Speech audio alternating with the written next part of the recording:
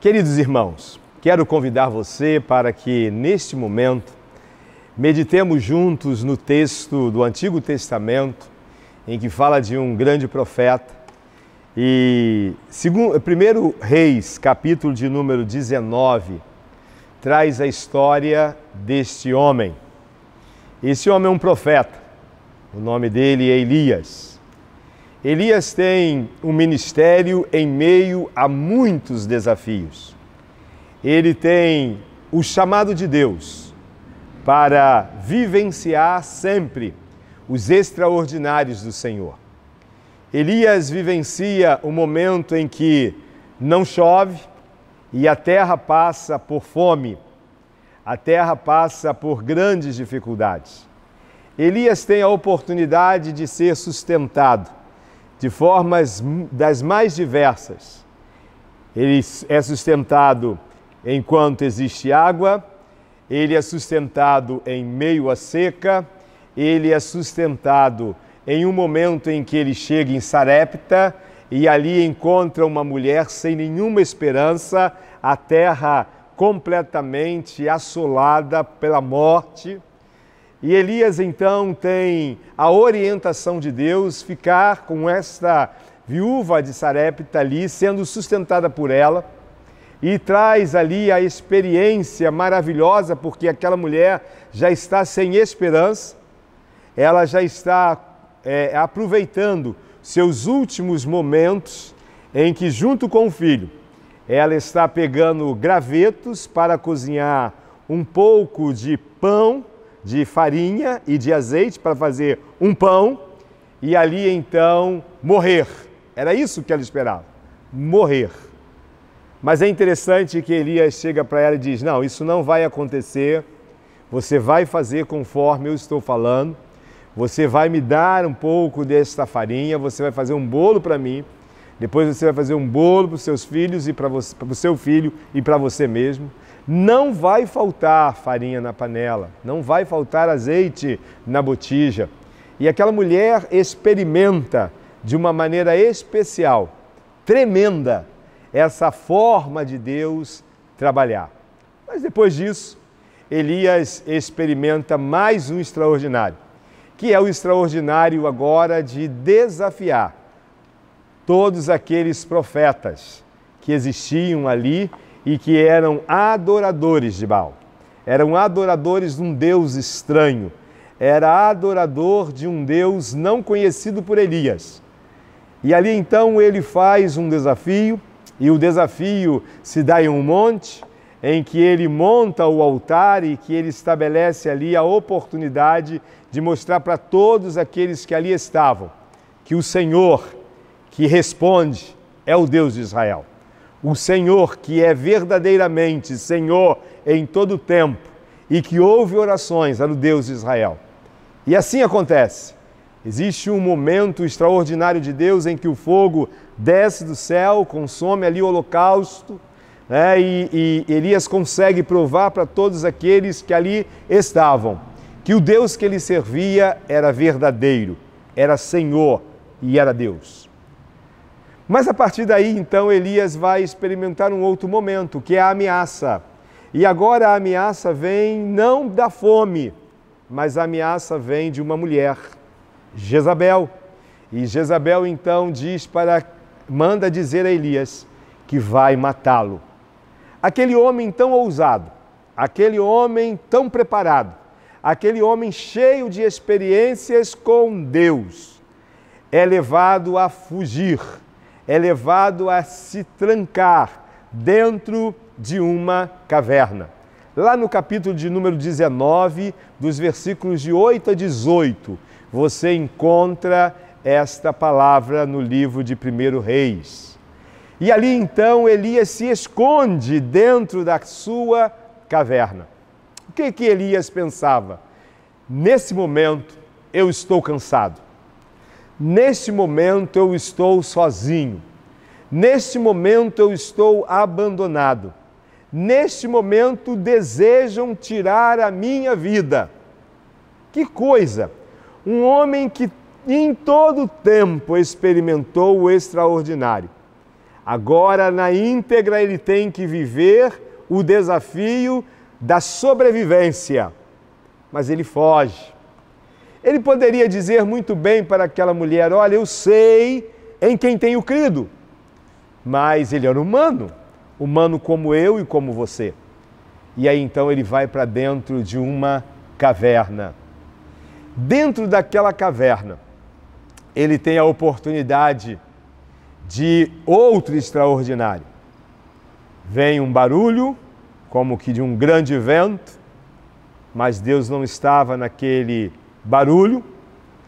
Depois vem uma outra situação com relâmpagos e trovões e muitos barulhos, mas Deus não se manifesta ali. Mas depois disso vem uma voz mansa e suave, e é a voz de Deus que vai dizer para Elias: o que tu fazes aqui? O que você está fazendo aqui, dentro dessa caverna? Você está fazendo exatamente o que aqui? Era como se Deus estivesse dizendo para Elias: Elias, por que você está fugindo? Ou por que você está com medo? Ou por que você está ansioso?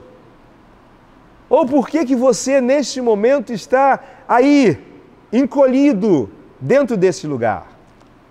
Meus amados, eu entendo que existem algumas cavernas na vida do ser humano que Deus nos tira. Algumas pessoas neste momento estão vivendo uma caverna da insegurança, da preocupação excessiva, da ansiedade. Algumas cavernas que aprisionam e não conseguem fazer você, às vezes, lembrar de quem Deus é, na verdade, do que Deus faz e do que Deus já fez.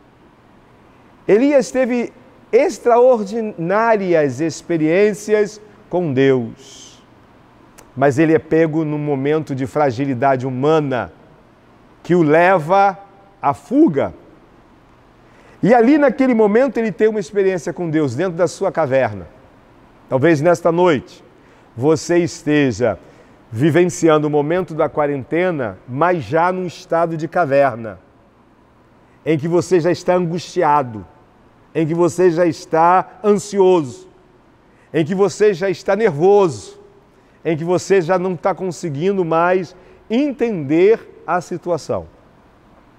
Já fazem alguns dias que estamos juntos nesse momento de quarentena e para alguns isso está sendo já um enfado.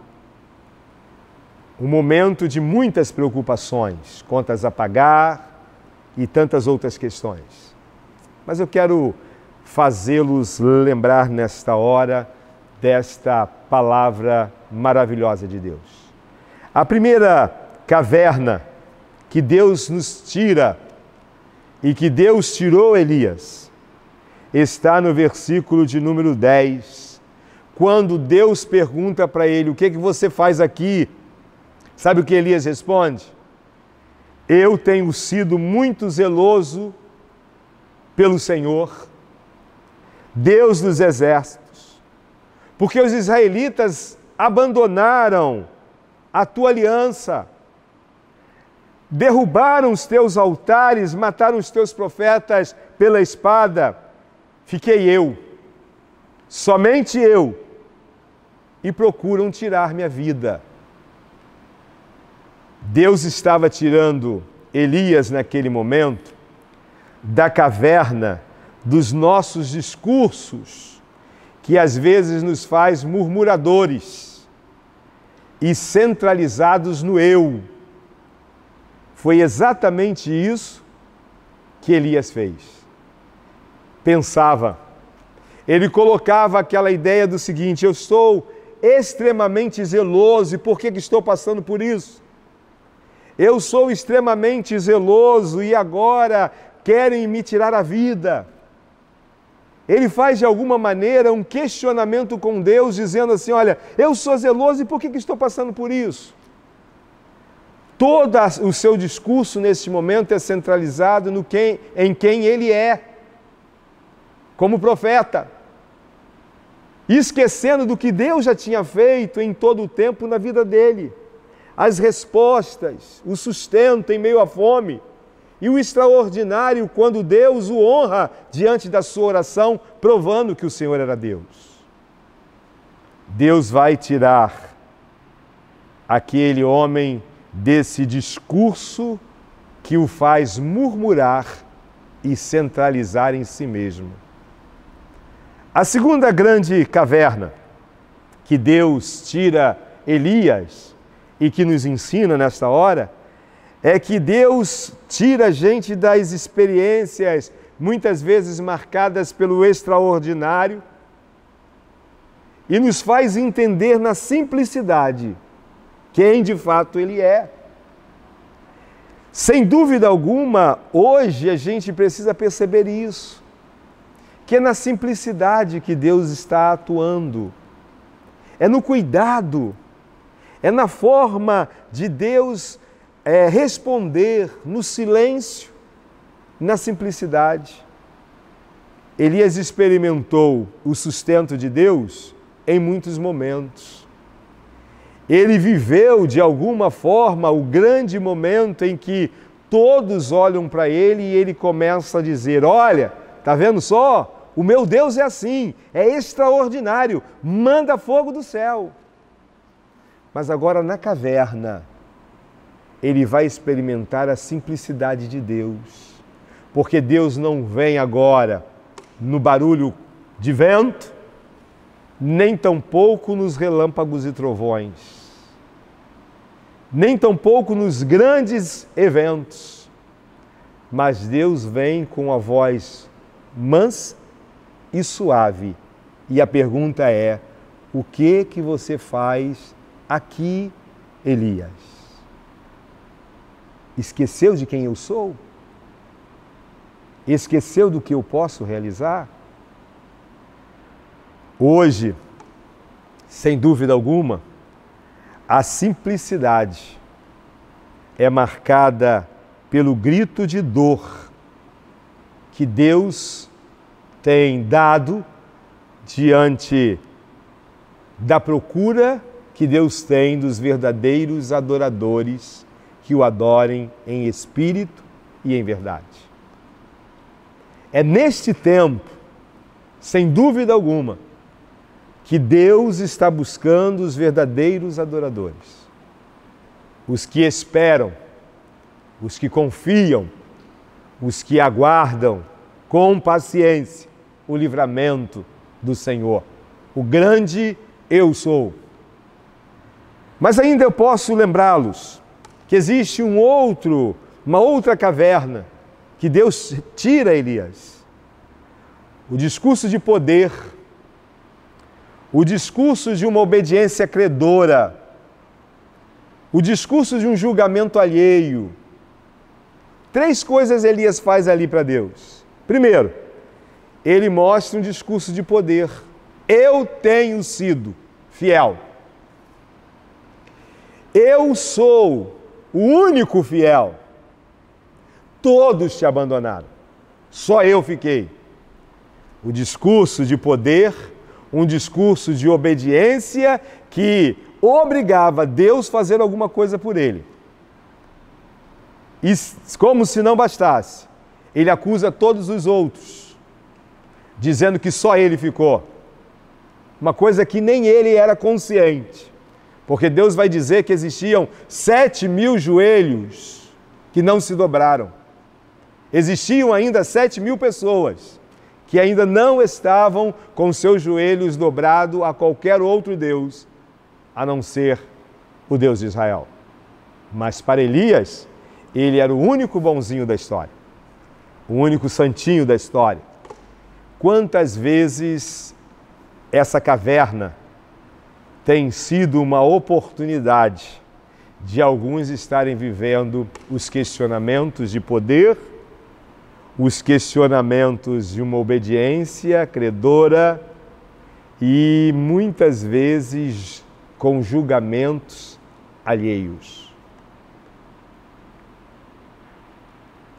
Pare e pense que diante de tudo isso, no versículo de número 14, ele responde assim: tenho sido muito zeloso, novamente o discurso, pelo Senhor Deus dos exércitos, porque os israelitas abandonaram a tua aliança, derrubaram os teus altares, mataram os teus profetas pela espada, e fiquei eu, somente eu, e procuram tirar a minha vida. Deus nos tira da caverna dos sentimentos de isolamento e desprezo, tornando-se, na verdade, um eterno aprendiz de quem Deus é, do que Deus faz, porque Deus é tudo em nós. Elias precisava aprender que Deus iria tirá-lo dali. Por quê? Porque Deus vai dar a Elias uma ordem a partir daquele momento. Desce, sai dessa caverna, vai agora para ungir outros que caminharão com você, porque eu estou com você. Você não está sozinho nesta caminhada. Você vai estar agora saindo daqui para ungir Jeú, para ungir Israel, para ungir Eliseu, de maneira que a proteção será o seguinte: quem fugir da espada de um vai cair na espada do outro. Você não está sozinho. Existem outros lá embaixo que estão iguais a você, fiéis a mim, prontos ao serviço, prontos à adoração, unidos no propósito de me buscar. Sai desse lugar, esse lugar de solidão que você está tendo, esse lugar de abatimento que você está vivendo, porque existem outros que caminham na mesma direção. E aí então, meus amados, em último lugar, Deus faz com que, naquele momento, Elias entendesse do sentimento de abandono que o faz aprender sobre a ação da comunhão e da unidade. Diz o versículo de número 15 até o versículo de número 18. O seguinte, o Senhor dizendo assim, versículo 18: deixarei 7.000 em Israel, todos os joelhos que não se dobraram a Baal e toda a boca que não o beijou. Você agora vai sair desta caverna, mas saia dessa caverna valorizando a ação, valorizando o trabalhar, a comunhão, a unidade. Valorize a oportunidade da Igreja de Jesus, que nesse momento está unida.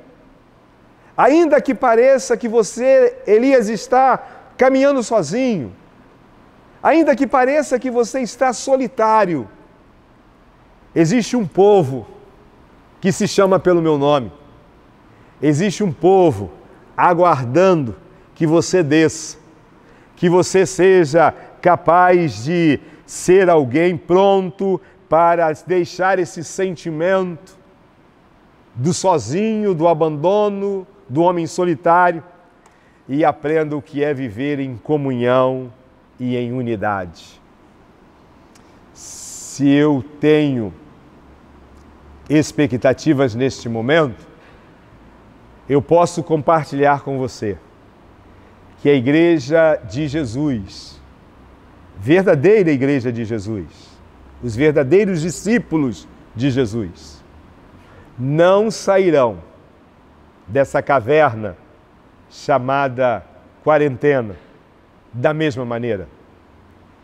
Tenho certeza que enquanto alguns lembrarem do que representou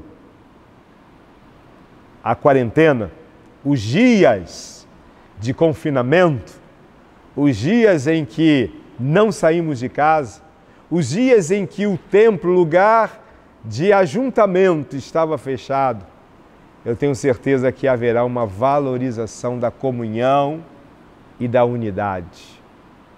Nós não sairemos dessa caverna da mesma forma. Nós entenderemos que vale a pena servir o Deus extraordinário.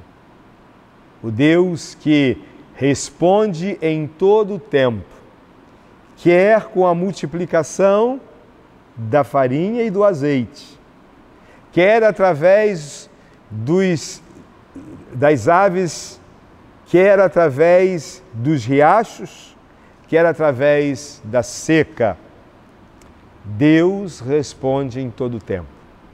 Por isso, meu amado irmão, a minha oração é que a sua semana não seja vista como uma semana de caverna, mas que você ouça no seu dia a dia, na sua comunhão com o Senhor, a seguinte pergunta de Deus: que fazes aqui? Que fazes aqui, Carlos Henrique? Que fazes aqui, fulano? Que fazes aqui? Assim como ele falou com Elias, que nesta noite você traga a experiência de eu dizer para Deus: eu estou pronto para adorá-lo em quaisquer circunstâncias. Estou preparado para me unir com aqueles que adoram ao Senhor, para juntos marcarmos esta geração através da nossa obra de serviço, de entrega, de adoração. E que Deus lhe abençoe.